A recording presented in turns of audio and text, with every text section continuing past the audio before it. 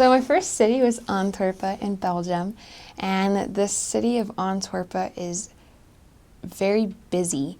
Um, Constantly cars and trams and bikes all over the place. It's just a constant motion of people, and it's very old.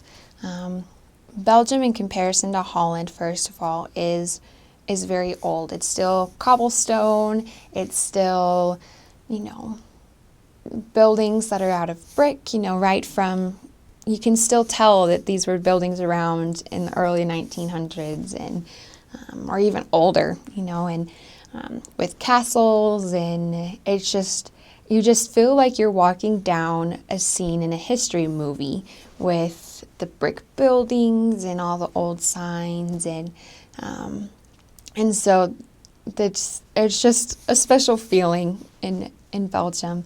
And so Antwerp, again, is kind of a hot spot for a lot of immigrants. And so there's a lot of people kind of in that in-between stage trying to get out of their old country, trying to get into this new one. And so there's just a lot of variety of people. Antwerp is well known for their diamonds. It's kind of a diamond capital, and that's owned by the Jewish community. And the latter and towards, I want to say, like the eastern part of Antwerp, is very Orthodox Jew.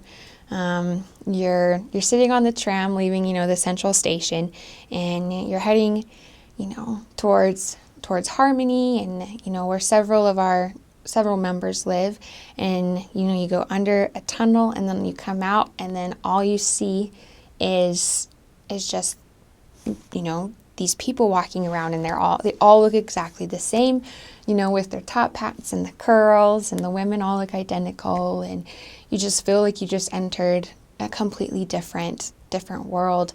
And that's the same way all over Antwerp. There's that area, and there's another area where a population of Africans live, and so it's fun to walk around Antwerp and to feel like you're living in different worlds and meeting so many different people. And so with that being my first city, it just kind of was mind-blowing, just trying to learn how to be a missionary, how to talk to people, figure out, systems of travel and systems of talking and approaching people. And so it was very much like a preschool. I felt, where you're just learning new things. And so Antwerp holds a very special place in my heart, being my first city. And then later in another city, I was back in Belgium, so I got to go back to Antwerp a lot for exchanges and other opportunities like that. And so Antwerp was very much like a preschool, just trying to figure out how to be a missionary, and